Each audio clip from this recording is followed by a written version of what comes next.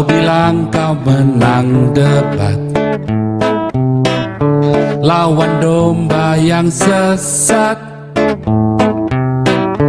Kau bilang banyak yang tobat. Tuhan Yesus tuh memang luar biasa. Kan kita tahu kemarin Nono ya, juara matematika dunia itu loh. Sementara orang Kristen di pressing ini, tapi Tuhan Yesus lihat nih. Tuhan bilang, Nono, kau juara dunia, mau apa? Mereka mau ngomong apa? Iya kan? Apakah ada pesantren-pesantren itu bisa menelurkan juara matematika seperti itu? Dan sudah itu juara loh.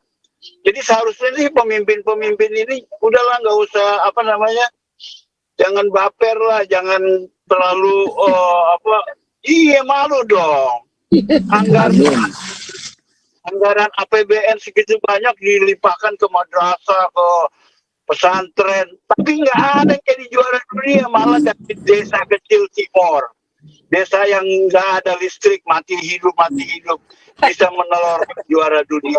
Nggak hebat itu Tuhan Yesus. Mestinya kalau dia cerdas, bisa berpikir panjang, punya pandangan yang luas, dia akan melihat, wah ini kalau saya melakukan seruan-seruan pengajaran seperti ini, menutup gereja, nggak kasih izin gereja, malah ini efeknya jadi kacau nih. Nah, justru orang-orang NU yang model seperti Isa, seperti Isla, atau tadi yang disebut, atau seperti si Habib Kribo, atau seperti Ade Armando, justru takut, langsung cepat-cepat. Enggak, Islam enggak seperti ini, itu salah si Soma. Ya takut, ajarannya terbongkar seperti itu, begitu kedoknya terbongkar, ternyata ramatannya cuma hoaks saja. Nah, justru orang kan akhirnya lebih percaya tindakan, action more louder than speaks, ya kan, lebih berbicara daripada cuma perkataan saja. Nah, jadi perbuatan mereka melakukan intimidasi, melakukan penutupan gereja, melakukan kekerasan, melakukan pengerusakan, melakukan bom teror segala macam, penutupan gereja dengan alasan dalih apapun, justru itu bagus untuk semakin membongkar kedoknya, untuk nggak bisa ditutupi lagi. Perbuatan mereka semakin lebih berbicara daripada hanya ceramah yang teori. Oke. Saya lihat tuh interviewnya kemarin, saya sampai lihat tuh kepengen nangis. Ini anak dia bilang, anak bangun pagi, dia bilang, apa yang kamu pertama kali itu? Oh, kita berdoa, dan kita baca Alkitab, baru kita makan breakfast, baru ke sekolah. Terus habis itu dia langsung itu recite itu punya ayat yang tadi pagi dia baca. Dia kasih itu 2 firman hari itu. Lanjut. Jadi gini Pak Paul, memang ada beberapa alasan kenapa model Somat ini takut sama gereja. Karena mereka mengklaim mereka Islam itu ajaran yang paling benar, sementara agama lain itu termasuk Kristen agama yang tidak benar, ya kan? Jadi dianggap kafir. Jadi di mata kebanyakan umat Muslim di Indonesia, umat agama lain itu harus masuk Islam semuanya karena mereka yang paling benar. Nah ini model ini yang diajarkan model si Somat dan teman-teman begitu. Tapi justru lewat cara pengajaran dia yang seperti ini, dia nggak sadar dan dia nggak mampu berpikir panjang, pikirannya cetek, pikirannya cuman pendek, nggak bisa memandang jauh begitu. Jadi mereka akhirnya dengan seruan model pengajaran seperti ini, mereka macam-macam lah melakukan dahli perizinan lah, ya kan, harus menempuh perizinan dulu, ya mesti berapa 100 tanda tangan di sekelilingnya baru boleh mendirikan rumah ibadah. Tetapi orang kan akan melihat ya bahwa sebenarnya itu cuman dali saja, bahwa menolak rencana pembangunan gereja dengan model-model seperti itu lucu dilihat orang, nggak berdasar begitu ya. Artinya ya sama, artinya ujung-ujungnya takut terhadap gereja ya, bahkan nanti akan membuka kepada orang-orang Muslim sendiri yang pakai logika, yang nalar, yang mulai dulu kebanyakan sekolahnya cuman sampai SD SMP, sekarang mulai ke SMA, universitas, S1, S2, apalagi yang sekuler, akhirnya mulai berteriak ya. Banyak kan sekarang kan di TikTok, di YouTube, di sosial media mereka sendiri teriak begitu, Bu, malu saya sebagai orang Islam, masa ibu sih melarang harus nggak kasih izin orang beribadah, misalnya di kemarin tuh di mana, di apa yang dekat Cilegon itu juga tuh Lebak begitu kan, yang bupatinya itu ya, malu dong Bu, itu kan susah begitu. Saya malu, masa ajaran yang saya anut nggak adil perlakuannya, masa takut sih Bu cuman kasih orang ibadah, orang kan mau ibadah begitu. Malah yang tadi seperti Pak Paul katakan, malah orang yang melakukan mesum, diskotik, karaoke, night club segala macam, malah ibu izinin, masa orang ibadah nggak diizinkan begitu ya, walaupun berbeda keyakinan. Kan kesian 1 jam, saya malulah sebagai orang Islam begitu. Kok ajarannya mengajarkan tidak adil, diskriminasi. Akhirnya mereka mulai berontak, hati nurani mereka, logika mereka, rasa kemanusiaan mereka berontak terhadap ajarannya mereka sendiri dan perlakuan-perlakuan yang dilakukan oleh pejabat-pejabat negara maupun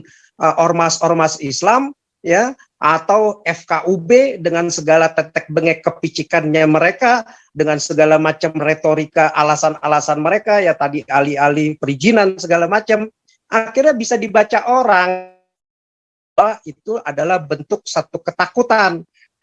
Ada pembangunan gereja. Nah, mereka juga bisa melihat, loh, kan mereka juga berteriak, Muslim bebas berdakwah di mana-mana, ya kan, kapan saja, bahkan sampai malam, sampai pagi pun nggak ada problem begitu ya. Umat lain aja nggak mau protes, walaupun kita dalam hati ini barbar banget ajarannya seperti itu begitu ya, nggak tahu waktu, teriak toaknya begitu berisik, nggak tahu waktu, nggak tahu orang lagi tidur, nggak tahu orang lagi, anak kecil lagi belajar, ada orang sakit begitu ya. Jadi akhirnya mereka melihat sendiri, apalagi sekarang udah zamannya internet, zamannya medsos begitu. Loh, kok mereka bebas berdakwah, sedangkan yang Kristen nggak boleh berdakwah begitu. Alih-alih wah ini misionaris, kristenisasi, dilarang, nggak boleh begitu. Dia melakukan bakti sosial, bahkan kayak kemarin di Cianjur nggak boleh begitu. Sedangkan mereka bebas-bebas saja begitu ya, pakai atribut-atribut mereka, mau pakai HMI ke, mau pakai Muhammadiyah ke, mau pakai NU ke, mau pakai FPI ke, bebas-bebas saja. Jadi mereka akan melihat, kok ini diskriminasi ya, kok takut ya gitu ya, kok takut sama label gereja begitu. Nah, jadi akhirnya mereka berpikir nih lama-lama kok ajaran gue nggak normal nih begitu, nggak ada ininya. Jadi di mana kuasa Tuhannya begitu untuk menobatkan seseorang, untuk memberikan hidayah kepada seseorang, untuk membalikkan hati seseorang untuk murtad atau bertobat ya, atau untuk jadi mualaf lah dalam hal ini. Nggak ada kuasanya, ajarannya kok nggak ada sempurna-sempurnanya, nggak ada adil-adilnya, kembali lagi nggak ada rahmatannya, malah yang ada bentuk-bentuk curiga terus begitu, malah yang ada penyegelan gereja, pengrusakan gereja, bahkan ada aksi teroris begitu, ngebom lah segala macam yang memakan korban begitu ya, ngebom gereja. Jadi ketidakadilan yang ada kan akhirnya mereka melihat umat-umat yang cerdas ini dosa besar begitu buat mereka begitu ya, membunuh orang. Akhirnya mereka juga muak dengan ajaran ini ya. Akhirnya mereka melihat bahwa masjid di mana-mana berserakan, musola di mana-mana ada. Enggak usah tanpa izin pun juga boleh berdiri ya, jemaah, walaupun jemaatnya masih kosong kebanyakan. Tapi gerejanya banyak di mana-mana. Ini jadi bentuk satu kepongahan begitu ya. Kepongahan sikap begitu. Nah, jadi dibiarkan terus terjadi, ya nggak apa-apa, kita justru semakin senang, semakin mereka banyak melakukan hal-hal yang seperti itu, diskriminasi, intimidasi, kekerasan, semakin membongkar kedoknya yang selama ini diklaim dengan jubah-jubah rahmatan lah, damai lah, sempurna lah segala macam. Nah, akhirnya orang melihat di mana sempurnanya, di mana adilnya, di mana ramatannya, nggak ada begitu. Nah, itu justru bagus buat kita, nggak ada problem buat kita begitu ya. Karena kita nggak terbatas dengan bangunan-bangunan gereja gitu. Iman kita itu langsung hubungan kita dengan Tuhan ya, spirit kita berkontak langsung dengan Tuhan. Jadi mestinya kalau dia cerdas, bisa berpikir panjang, punya pandangan yang luas, dia akan melihat, wah ini kalau saya melakukan seruan-seruan pengajaran seperti ini, menutup gereja, nggak kasih izin gereja, malah ini efeknya jadi kacau nih. Nah, justru orang-orang NU yang model seperti Isa, seperti Isla, atau tadi yang disebut, atau seperti si Habib Kribo, atau seperti Ade Armando, justru takut, langsung cepat-cepat. Enggak, Islam enggak seperti ini, itu salah si Somad. Ya takut, ajarannya terbongkar seperti itu, begitu kedoknya terbongkar, ternyata ramatannya cuma hoaks saja. Nah, justru orang kan akhirnya lebih percaya tindakan, action more louder than speaks, ya kan, lebih berbicara daripada cuma perkataan saja. Nah, jadi perbuatan mereka melakukan intimidasi, melakukan penutupan gereja, melakukan kekerasan, melakukan pengerusakan, melakukan bom teror segala macam, penutupan gereja dengan alasan dalih apapun, justru itu bagus untuk semakin membongkar kedoknya, untuk nggak bisa ditutupi lagi. Perbuatan mereka semakin lebih berbicara daripada hanya ceramah yang teori. Oke, itu saja. Terima kasih. Ditambahkan, Pak. Tapi Pak SK ya, saya pengen tahu nih, kenapa ya? Saya selalu bertanya, kenapa mereka itu kok nggak bisa mikir ya? Kenapa aku mesti pakai baju burka kayak ninja? Kenapa sih aku kalau mesti nggak boleh gini, nggak boleh gitu? Kok mereka kan ini kan udah di zaman internet, mereka bisa lihat. Maukah negara kita ini kayak Afghanistan, rumah dari lumpur, naik kemana-mana, naik onta? Kok mereka nggak bertanya? Jadi sadar, kok agamaku ngecari. Seperti contoh soal, umpamanya saya ini Kristen Ortodok. Gua mana mau suruh pakai baju gitu, baju hitam-hitam dari atas ke bawah. Zaman Eden ya. Ya, kok mereka nggak punya ini satu kesadaran? Saya jawab nih Pak Andi. Ya, problemnya karena pendidikan mereka. Jadi selama ini ustadz ulamanya mereka dididik di sekolah pesantren yang belajarnya berbeda dengan sekolah sekuler, di mana sekolah sekuler logika dan nalar lebih mungkin kedepankan dibanding mereka yang pesantren, model belajarnya mungkin lebih ngafal begitu, sehingga logika, nalar, kekritisan mati begitu ya, wawasan juga jadi cetek. Nah, problemnya mereka yang sudah jadi muslim dari lahir sudah ditakutin ya, mulai dari zamannya Muhammad juga sudah ditakut-takutin begitu, harus taat ulama, harus taat sama ustadz, walaupun ustadznya salah, pokoknya nggak boleh dikritisi, nggak boleh ditanya aja. Ya, nah itu yang akhirnya nggak berkembang-kembang. Nah, yang model-model pemimpinnya model kayak Abdul Somad yang wawasan mulut kita cetek, pandangan pendek begitu ya, nggak bisa memandang lebih luas, lebih jauh lagi.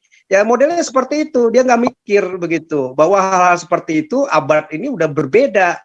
Nah, jadi makanya negara-negara yang Islamnya lebih maju, mulai seperti Uni Emirat Arab, seperti Qatar, seperti Kuwait, ya sekarang Arab Saudi mulai begitu ya, yang lebih membuka diri sekarang terhadap investasi Barat. Mereka benar-benar respect, mereka melihat tindakan Barat, tingkah laku Barat kok respect malah ya, dia ngerti value of life, ngerti attitude moral begitu untuk memperlakukan manusia seperti apa, hak asasi manusia seperti apa, polite, semua sistem yang ada di dunia ini dibangun oleh Barat begitu ya, dari mulai pendidikan, manajemen, bisnis, perbankan, semuanya diciptakan oleh mereka begitu. Nah, mereka mulai akhirnya berubah, berbeda. Nggak menolong pakaian-pakaian janggut kayak begitu, cingkrang begitu, itu justru menampilkan kebodohan, ketertutupan. Itu sama aja kayak Korea Utara, nggak maju-maju, nggak usah diperangin juga negaranya nggak maju, ya artinya 20 tahun lagi juga alat-alatnya dia nggak punya dana, nggak punya APBN untuk merevitalisasi alat-alat perangnya yang nggak ada guna, mati sendiri, udah ketinggalan zaman begitu. Nah sama model-model begini, kalau negara-negaranya nggak mau berubah, masih takut sama ustadz ulama yang sekolah pesantren yang wawasan cetek, ya nggak akan maju-maju. Nah berbeda dengan yang Uni Emirat Arab, mungkin lebih berpikir maju. Nah, bersyukur juga lah modelnya si siapa nih sekarang yang Malaysia nih, si Anwar Ibrahim, ya dia mulai terbuka. Ya udahlah, walaupun mungkin susunan kita lihat ya, belum tahu juga ya, susunan kabinetnya minimal masih ada 8 orang kafir ya, dari orang China, dari orang India. Dia lihat ya ini bukan satu golongan saja begitu, dia mau membuka diri begitu, jadi dia respect benar. Nah, kita harapkan model-model kayak begitu lebih maju begitu ya, Anwar Ibrahim begitu ya pikirannya, jadi dia nggak terkungkung. Kan mungkin diprotes sama ustadz ulamanya, kenapa lu pilih-pilih orang kafir, orang China, orang-orang India begitu, padahal mereka punya kompetensi. Sama kayak begini, Ahok, Alvin Lim mungkin dia punya kemampuan ya, Jonan punya kemampuan, bahkan Soeharto aja dibantu dulu dengan LB Murdani, Jokowi aja sekarang mungkin kalau nggak ada Luhut susah dia begitu ya. Nah bisa orang-orang kafir ini justru yang luar biasa sumbangsinya ya. Coba Indonesia kalau nggak ada orang-orang kafir, mana ada kemajuannya sampai sekarang ya, dengan bangunan-bangunan meganya, RS buildingnya, infrastruktur aja, tol-tol, pelabuhan, semua kan banyak dibantu sama yang kafir-kafir ini, termasuk dari negara-negara kafir yang investor ya, investasi-investasi dari Jepang lah, dari Korea lah, dari China lah, dari Amerika, dari Eropa. Kalau nggak ada mana bisa, masa mau ngarepin dari yang sekolah-sekolah pesantren ustadz ulamanya, nggak ada gitu loh. Ya kita udah bahas, sumbangsi Arab mana ada, kecil sekali, 0,0 sekian persen begitu, jauh dari negara kafir. Nah, kalau selama model-model kayak begitu, ya nggak akan maju-maju begitu. Jadi tergantung, kalau uang habis hanya untuk subsidi model sekolah pendidikannya pesantren madrasah begitu, yang model belajar yang hafal, ya nggak bisa kompetisi dengan negara-negara di luar yang sudah maju begitu ya. Arab makanya nggak mau model-model gitu, yang ustadz ulama yang gitu mau memprovokasi umatnya dipenggal, ditangkap, dimasukin bui karena ini mengganggu begitu. Walaupun mereka ustadz-ustadz Wahabi yang selama ini menopang kerajaan Arab Saudi ya. Nah, jadi mestinya pemerintah berani tegas, stop itu subsidi kepada pesantren-pesantren, karena nggak melahirkan anak-anak bangsa yang bisa berkompetisi dan berkompeten, yang ada pembodohan agama begitu ya. Itu Pak. Saya tambahkan Pak. Ya, jadi satu hal juga yang kita lihat Pak ya, di mana negara kita sebenarnya marketingnya itu justru agama Pak. Sehingga kalau kita sering mungkin di luar negeri mendengar presiden atau menteri luar negerinya menyampaikan bahwa Indonesia is the most populated by Muslim country in the world. Jadi kalau ini yang dijual, ini juga merupakan sesuatu sebenarnya yang mereka harapkan supaya kekuatan-kekuatan agama ini yang akan bisa membawa suatu ideologi-ideologi mereka untuk bisa menaikkan harkat atau suatu keyakinan negara luar untuk melihatnya. Tapi justru ini merupakan juga kebodohan. Masa yang dijual-jual kok agama? Kalau orang-orang barat tidak akan melihat agama ini sebagai salah satu produk yang harus dijual, atau sengaja untuk menakuti mungkin supaya ya jangan main-main, ini paling banyak penduduknya yang beragama Islam di dunia. Ini sebenarnya kan memalukan. Kalau orang bertanya balik apa yang dilakukan oleh penduduk terbesar Islam di dunia, kalau kita tidak bisa menciptakan sesuatu produk atau inovasi-inovasi yang misalnya sekarang Israel, air minum daripada Yordan terbantung daripada aliran air daripada Israel. Dan mereka menciptakan suatu inovasi yang luar biasa, mengisap uap untuk jadikan air. Jadi dari sini saja kita bisa melihat bahwa suatu kemajuan yang harus kita akui dengan teknologi dan juga para ahli-ahli mereka yang memasuki kekuatan dunia dengan pengetahuan yang luar biasa. Tapi kalau kita di Indonesia ya bagaimana mengkompet dengan hal-hal seperti ini. Jadi menteri saja yang pertama dijual. Ya misalnya si siapa, Sandiaga Uno. Jadi menteri pariwisata. Yang dijual tuh akan menjadikan Indonesia itu pariwisata halal. Kan ini aneh. Yang dijual kok bagaimana itu untuk bisa bisa mengamankan udara dari pariwisata halal ini. Begitu juga soal turis itu. Turis dari mana yang diharapkan untuk masuk ke Indonesia untuk membawa modal kalau kita sudah dibatasi dengan aturan-aturan yang bernuansa agama seperti ini. Jadi dari sini aja kita lihat mereka ya pikiran-pikiran yang terlalu sempit lah. Seharusnya kan Gini Pak Robert, ya mereka nggak kau bagian kuenya Pak, model JK, model Anwar Abbas, ya Maruf Amin, ya Amin Rais, begitu ya, yang nggak punya kemampuan kompetensi, ya Anies, begitu ya, yang nggak bisa kerja, begitu ya. Kalau nggak jualannya agama, ya kalau nggak dipelihara model-model subsidi kepada agama, ya selama mereka bisa pelihara itu, ya kebodohan itu ya gampang diprovokasi, gampang nurut, pokoknya mesti nurut ustadz ulamanya, pemimpin agamanya, ya mereka nggak akan kedapatan kuenya, kebagian kuenya di negara ini, nggak bisa mimpin, ya sehingga selalu akan mereka usahakan untuk hal seperti itu, nakut-nakuti, mengintimidasi, kalau ini nggak ada subsidinya, ini berontak lah segala macam. Nah justru pemimpinnya yang nggak tegas, pemimpin yang nggak punya visioner ke depan, nggak punya wawasan kebangsaan yang seperti ini, ya akan begitu-gitu juga sama begitu ya. Jadi singkirkan kafir, pemimpin yang punya kompetensi malah disingkirkan supaya apa? Ya kalau mereka yang mimpin, ya kebongkarlah kedok-kedok mereka, ketidakmampuan mereka, ketidakbecusan mereka. Oh, ternyata kalau kafir yang pimpin ini ternyata bisa cepat ya, 10 kali lipat, 20 kali lipat berkembang maju begitu ya, seperti Singapura, seperti Jepang, seperti Korea bisa berkembang luar biasa. Oh, kalau dipimpin Ahok ternyata KTP sekarang gampang ya ngurusnya ya, nggak ada ini lagi birokrasi, takut semuanya sekarang untuk korupsi, manipulasi, untuk datang terlambat, untuk cuman baca koran jam 2 pulang, beres begitu. Oh ternyata luar biasa ya prestasinya, udah ketakutan mereka, kuenya itu nanti akan hilang. Ya itu Pak, mungkin ada ya. Pak Paul Dere sebelum nanti ditutup. Saya izin dulu, thank you. Ya, thank you Pak. Pak Paul Dere, silakan. Wah, Pak Paul Dere, maju Pak. Pak Paul Dere, panggilan, Pak Paul Dere.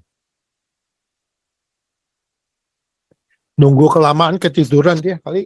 Ya mungkin ada yang perlu buka unmute karena kadang-kadang ya yang siapa yang jadi co-host ini mungkin belum buka. Ya, terima kasih sobat yang setia. Ya terima kasih sobat yang setia. Ya kita cuma mau ngomong, Tuhan Yesus tuh memang luar biasa. Kan kita tahu kemarin Nono ya, juara matematika dunia itu loh. Sementara orang Kristen depresi ini, tapi Tuhan Yesus lihat nih, Tuhan bilang, Nono, kau juara dunia, mau apa? Mereka mau ngomong apa? Iya kan? Apakah ada pesantren-pesantren itu bisa menelurkan juara matematika seperti itu? Dan sudah anak itu juara loh. Jadi seharusnya nih pemimpin-pemimpin ini udahlah nggak usah jangan baper lah, jangan terlalu iya malu dong. Anggaran APBN segitu banyak dilimpahkan ke madrasah, ke pesantren, tapi nggak ada yang jadi juara dunia, malah dari desa kecil Timor, desa yang nggak ada listrik, mati hidup, bisa menelurkan juara dunia. Nggak hebat itu Tuhan Yesus. Jadi kalian kelamaan kalian akan bertelut lutut kalian. Kalian akan mengaku Yesus Kristus adalah satu-satunya jalan. Amin. Amin, itu aja. Yang penting Nono tuh perlu disumbang loh, kasihan juga tuh keluarganya miskin tuh. Pak Paul, iya kan? Pak Anak Paul, kecil itu juara matematika sempoa lagi. Gurunya orang Cina, kafir juga. Pak Paul Tere, saya tambahin dikit ya. Saya lihat tuh interviewnya kemarin, saya tuh sampai lihat tuh kepengen nangis. Ini anak Nangis, dia ya. bilang, dia ini anak bangun pagi, dia bilang, apain kamu pertama kali itu? Oh, kita berdoa, dan kita baca Alkitab, baru kita makan breakfast, baru ke sekolah. Terus habis Iya. itu dia langsung itu apa? Langsung itu dia recite itu punya ayat yang tadi pagi dia baca. Dia kasih itu 2 firman hari itu. Wah, dia bilang ini televisi nasional di interview, dia hebat nih anak kecil-kecil Memang dia bisa. luar biasa, ya. Waduh, Memang. itu saya benar tersentuh hari itu. Gila nih anak Iya kecil. Pak, itu kan semuanya juga kafir juga, Astra kan. Itu Iya. yayasan Astra. Bagus Iya. juga Astra itu, diam-diam. Ya itu aja lah penyampaian kita. Kita banggalah sebagai orang Kristen dan orang Indonesia. Thank you. Iya, Lanjut. kita orang gede nih bangun tidur cari HP. Dia bangun tidur baca Alkitab, Pak. Ya, pusing deh. Kita malu jadinya.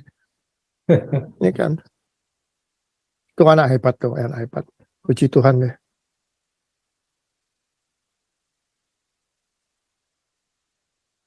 Lanjut. Karena Pak Paul ini masih nyetir ini nganterin. Ini lisoy, Ibu ada mau masuk nggak nih?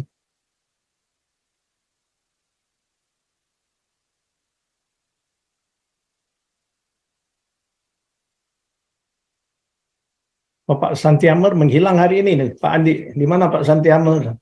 Iya, Pak Santiamer nggak ada. Ada Ibu lisoy kalau mau masuk Ibu. Nggak ada.